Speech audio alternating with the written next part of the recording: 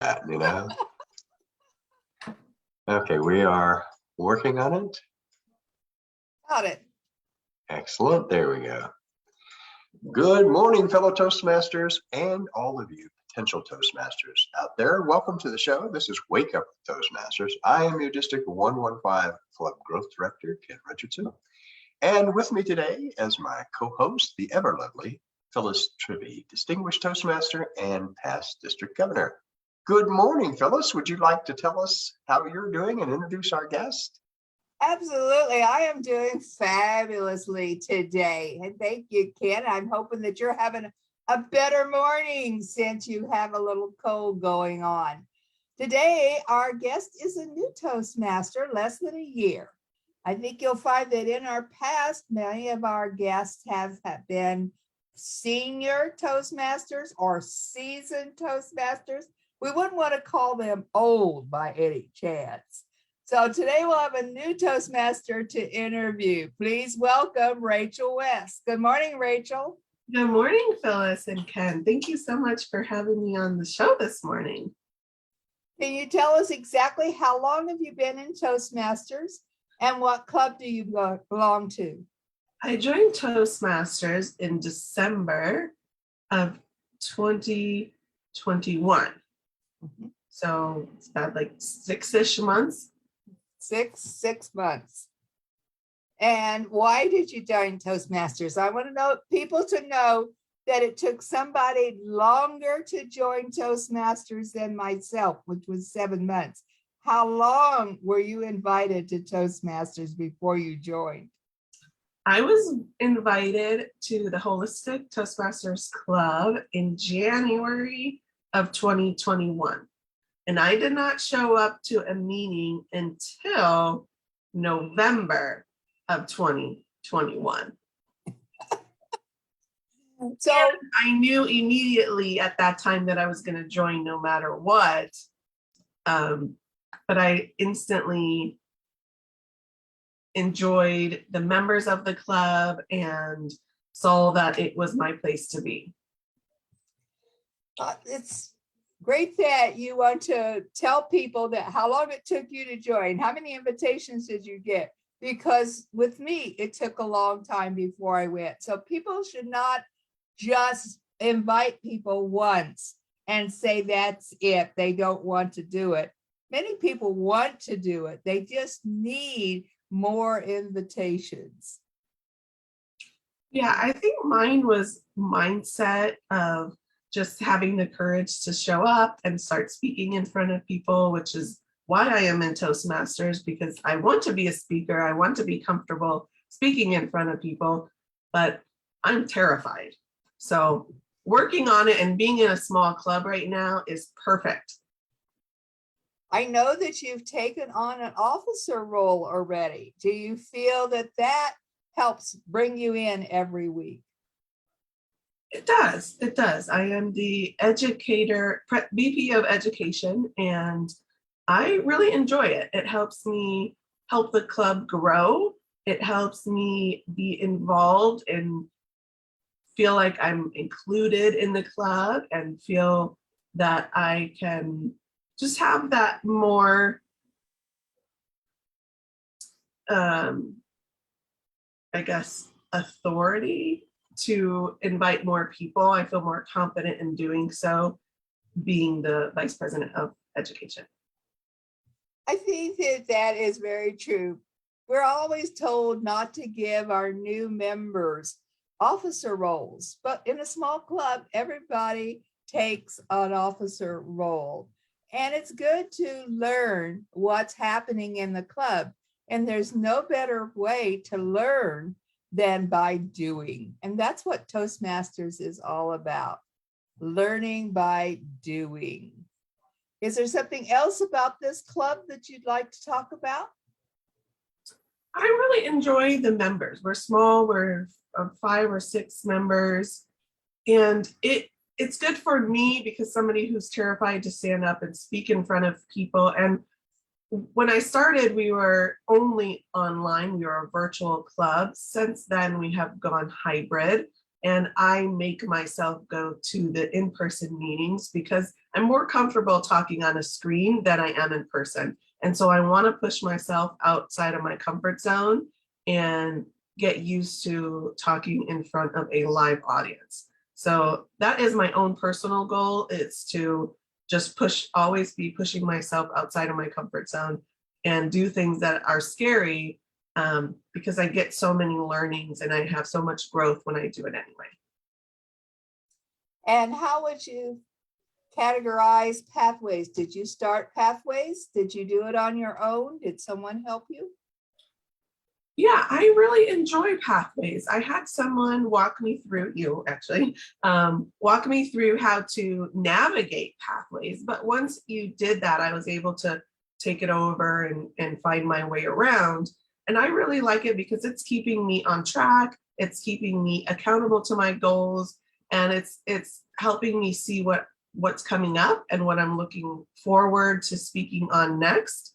And so it's a great tool to have while being in Toastmasters to help somebody just stay on track and do the things that they need to do to reach their goals. And each level has its own training session, I should call it. What do you feel? Is that adequate? Do they really get on the topic and teach you what you need to know to be able to finish that particular level? I feel like they do. I think it's a pretty good job of explaining it, breaking it down, showing you how to present with videos. It shows you how to write out a presentation, what's important, what needs to be in there, how you transition. So they make it very easy for you to do. I would say that I'm a little bit more experienced in writing presentations and preparing for speeches. It's the execution that I'm learning to do. So it's a little bit easier for me, but even somebody who's very beginner and doesn't know how to write, a presentation, or what am I going to say? What am I going to talk about? They do a very good job at breaking it down so that you can follow it and make a presentation very easy. I've been told that some people feel it's even close to an online college course. Would you say that that's a fair assumption? I think that's fair. Yeah. It's fair. Okay. Yeah. So for our $45 every 6 months, we're getting many, many college courses because we can do many, many levels in 6 months, whatever we are comfortable with. The website, you've navigated it. Do you feel that it is easy, or it's just something people have to learn and not be afraid of? I think it's something people have to learn and not be afraid of. Again, I have a little bit of background in web design, like very basic, but that helps me navigate it a little bit more. And I think it's just the action of doing, just going in there, playing around with it, not doing anything because you don't want to mess anything up. But if you just go in there and kind of play around and click on things and see what it does and where it takes you and what you can do in that section, it really helps you understand it better and makes it easier for you to do things that you might need to do on the website. It cannot be broken. I tell people that, but they don't always believe me.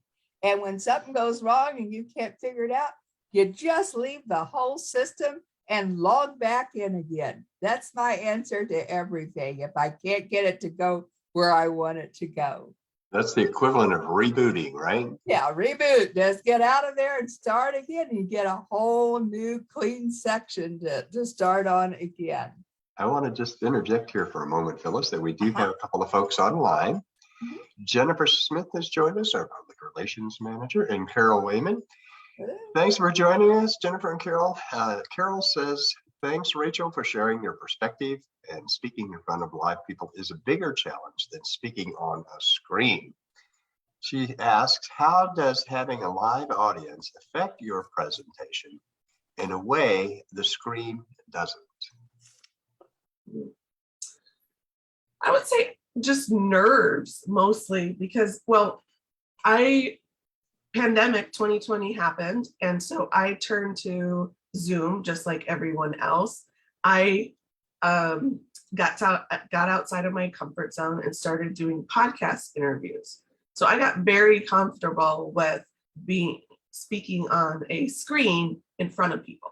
I feel a lot more safer because I'm in my home office, and I can have notes, here if I need to, and it makes it much easier for me. We're in a live audience, you're in front of them, so you can't necessarily, you do have notes, and I do always have notes right now, but it's a little bit harder because now they're seeing that you're actually using your notes and you're physically standing up in front of them, so the nerves kick in, and so I think that's why I say it's easier for me to be on a screen than live in person. And that's why I choose to go in person, because I want to get over those nerves. Or maybe I heard they never go away. You just get used to it and do it anyway.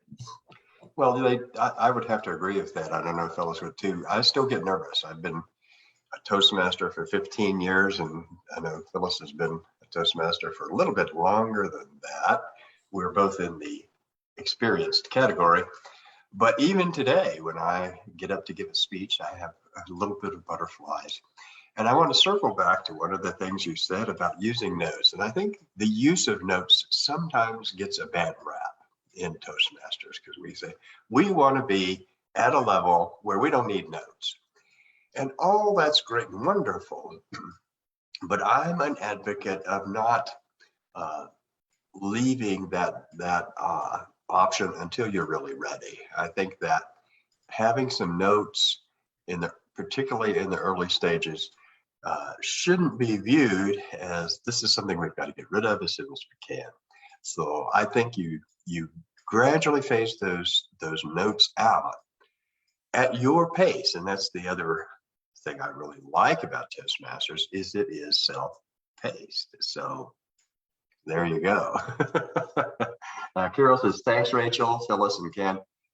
And we're being invited to her club, which is Lambda Linguists. And she sent a link, so I will make sure that that link is going to be in the discussion section on our Facebook page.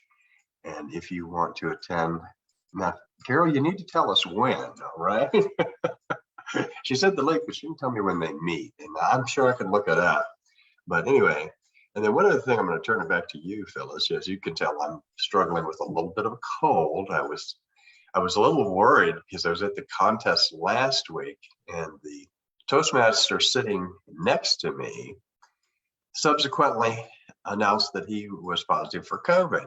So I'm like, oh no.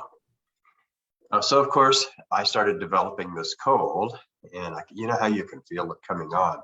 So I made sure that I got tested, and I don't have COVID, I just have a cold. So, but one of the things I wanted to circle back and ask you, Rachel, was you mentioned that public speaking was your primary goal. Were you surprised at the leadership component, how sometimes it's more subtle as you go through pathways and less overt? What was your thoughts on that? Were you surprised by that? I don't know if I was surprised by it. It kind of was a fast journey for me. I decided that I wanted to join Toastmasters, so I showed up to the meeting. I really liked the members. I really liked the feel of the club and joined immediately and started right in. Because I'm in a smaller club, I get to do more roles more often. And so that's really helping me build my confidence as a leader, as well as giving feedback and being a Toastmaster and doing more speeches more often. It's really helping me grow. I think, you can ask Phyllis, I think I've grown a lot in the 6 months that I've been in Toastmasters. So it's an accelerated kind of thing when you're in that environment. That's great. Phyllis, what do you think about that? I'm going to mute myself here. I do want to go back and agree with the nerves. I do fairly well without the nerves attacking me so bad until I get to about 15 to 18 minutes. And it's then that it's like the stomach starts to roll and you don't know that your words are coming out properly. But I want to comment on the in-person also. Do you not feel that the feedback that you get from your audience, the smiles that you can see, that they're actually getting it, whatever you're talking about, kind of outweighs the nerves? I think that's true. Yeah, I think it's true too. And so learning with the hybrid type platform and having the camera on you and being able to move is a little bit awkward, especially with like how our setup is right now. You really can't do the little, use your space to move. And I think that's a whole nother piece. And I would like to get to that point. But right now it's like you have this box and you have to stay in it so people can see you. But adding that, I think, would also help. Staging. I do a speech in which I use the stage. And I noticed the last time that I presented that particular speech, I was very much aware of the camera and I wasn't moving as far. So it didn't look like I had any staging in my presentation at all. So I think that's true. We'll get on to this hybrid club sooner or later. We just have to practice. It's like everything else. Set up and arrangement and practice. Yes. What would you say is the main thing that's happened to your own personal business since you've been in Toastmasters? Has it changed? I think it has changed in my confidence. I'm more confident in speaking in front of people. I'm more confident in writing presentations and delivering the presentations. I had 2 outside presentations last week that were not due to Toastmasters, and both of them were virtual presentations. And both times I didn't have any nerves, so I was very happy that that's the first time I had 0 nerves going into a virtual presentation. So there was that. That's something that's new. So I think that has to do with Toastmasters and going every week and speaking in front of people. I'm just getting more confident in delivering that message. So by being in a small club, we all know that you're either a Toastmaster or you're a speaker or you're a GE, plus you might be the timer, plus you might be other things to go along with it. There's never just one job. Do you feel like that's something that helps you to have multiple roles to play each week? I think it does, because it's really having me, I'll say personally, really pay attention more. Whereas if you don't have a job or a position, I feel like you're a little bit more relaxed and you can focus, but really having a job is having you pay more attention to whatever your job is. So you're focusing more on specifically their language that they're saying, or you're focusing more on how often they're saying something. And it sometimes gets a little bit challenging. Like last week, I had like 3 different positions and I was so focused and interested in their topic that I totally forgot that I was the grammarian and jotting down when people say the word and jotting down phrases that I liked or were improper. Until halfway through the meeting, I realized, oh man, that's my job. I need to be doing that. So it's fun. It's fun to do different positions at the same time. It's a learning experience, and every meeting I'm learning something new. And I think that is key. And even if you're a experienced Toastmaster, I still think you're learning something every day, something new every time. Absolutely. And we also learn from the speeches that are given. What's interesting to the speaker is generally interesting to those that are in the audience, and they learn from that. I know that you went to our D2 contest, our area contest, and stepped right in to sell raffle tickets. What kind of experience was that, Rachel? Did you meet a lot of people? I did. I met a lot of people. It was very fun. I knew that I was going to be going to the first one because I wanted to experience Toastmaster on a grander level outside of just being in my club. And so I went, and they said that they were needing volunteers. So I immediately volunteered and connected with Jane. And she didn't really give me a specific role prior to. I kind of just showed up, and I, went to her and said, okay, what do you want me to do? I'll do it. And she kind of was like, oh, you can be in charge of snacks. Oh, you can, walk the people in. Oh, she kind of gave me a few different roles. And then I landed in raffles with Bobby, and we did very well. We met everybody in the room, and it was very fun. It was always one of my first volunteer jobs, and it was because I got to meet everybody in the room, which I would never have done if I wasn't the raffle master. So I think it's a great job to go out and meet people. So did you learn anything from being in there that maybe you might want to be an area director?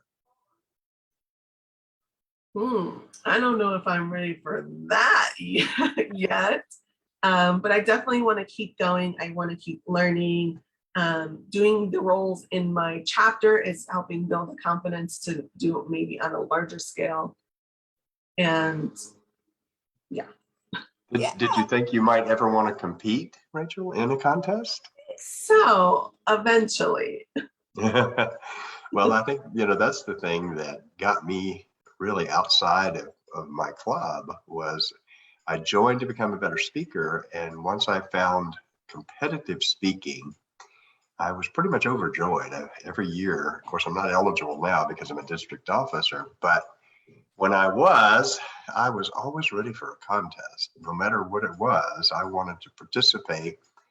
And if I got beyond the area level, I thought I was lucky. And one year I was lucky enough to win the district level. So that was really, really fun.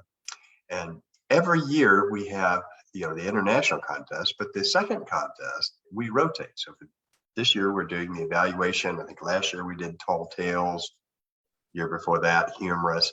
So there's an opportunity to focus on different aspects. And of course, if you are in the international contest, you always have the potential to go on all the way to the international meeting and the World Championship of Public Speaking. I think that's, I might be ready for that if I had another 20 years, which I probably don't, but that would certainly be an awesome, awesome challenge. What else would you like to say, Rachel? I see we're getting a little close on time here. I want to make some announcements before we sign off. But what would you say to someone who's considering joining a Toastmasters club? What would be your advice to them? I would tell them to do it. It took me a while to get there, like Phyllis said. And I think we just get in our own way, in our own head, and we think about all the things, and it's a safe environment. Nobody's judging you. You could come in there and, at a very beginning stage of speaking and not know anything about it or how to do it or what even to say. And it's okay because it's a safe environment. We're all there to help support you and help you grow just in one aspect in every meeting. And it's very doable. We've had people come in and say, oh, I don't even know what I would say. And especially me, I was that way. And they do the table topics and they're speaking for longer than the 2 minutes. Yep. And you get, so you never know until you do it. So at least go and visit and try it out if you haven't even done that yet. And if you have, just jump in and do it because it will be worth it. I think that's good advice because I know Phyllis and I both, when I first joined Toastmasters, it took me a while. You go through the stages of, well, is this something I really want to do? And then another month goes by or whatever. And then finally you just say, I'm going to go to that darn meeting I've been putting off and putting off. And I did that and never looked back. And I think it's as you mentioned, Rachel, the supportive environment. You make some lifelong friends, but Toastmasters are genuinely friendly people and they are there to help you. Your club is there to support you. And I think I've made many lifelong friends in Toastmasters, and I can't ever imagine getting out of Toastmasters. It'll certainly be part of my life going forward. Well, we need to wrap things up here today and make a few announcements. Phyllis, anything that you would like to say or summarize our show today? Toastmasters is for everyone. Toastmasters help you stand up until you have legs of your own. They're all supportive, and you're right. They become lifelong friends. Any final thoughts, Rachel? I would say go for it. Go for it. All right, excellent. Good advice. I want to thank you for being our guest today. It's been a real pleasure. And I want to remind our audience that if you'd like to be a guest on Wake Up with Toastmasters, you are always welcome. Phyllis and I are here every Tuesday and Thursday at 6 a.m. But Wake Up with Toastmasters also runs on Monday, Wednesday, and Friday. On Monday and Friday, we have Jean Dunford and Jean Williams, our program quality director, manning the show. And then on Wednesdays, we have our public relations manager, Jennifer Smith. So any day of the week that you would like to join, just let us know. You can send me an email at d115cgd@gmail.com. Now, this weekend, we do have the Division C and D contest coming up. It's going to be at the historic Fifth Street School. So if you're interested in attending, and I hope you are, shoot me an email if you need directions or more information. Doors will open at 8 a.m. The contest will start at 9. There's a massive $5 entry fee that helps to pay the cost of putting on the contest. And as Rachel mentioned, we will have a raffle, and we do that to help defray the cost. The goal here is we want to make it very reasonable for all of our members and even non-members and guests to attend those contests. But we do have some bills to pay. We do provide some food, and we do sometimes have to pay for a venue, although I think this time it's being donated. But be that as it may, if you need more information, send me an email and we will be glad to get you there. And then finally, of course, Saturday night is game night, right? So if you participate, this is another innovation that our program quality director instituted about a year ago. And on the last Saturday of every month, it's open to anybody that wants to, it's online, that wants to join in. And they play trivia games, and they play things that like an online version of Scrabble, and I think they're doing like an escape room. I'm not quite sure how that works online, but but anyway, if you're interested, again, you can email me and I'll send you the link. All of the links to our educational night and to our game night are found in the district newsletter. That goes out to all the clubs through the area directors, and it's also posted on the website. I will point out that we won't have a educational enrichment night in May because May 14th is our convention, our annual conference. So we won't have a educational offering that night, but hopefully you'll be there at the district contest, and we're going to have some very special keynote speakers and educationals. So if you need more information, please let me know. Again, I want to thank you for joining us. And Rachel, special thanks to you. And Phyllis, I will see you later. So we're going to sign off and say, have a great day, everyone, and a wonderful weekend. We will see you next Tuesday. Bye-bye. Bye all.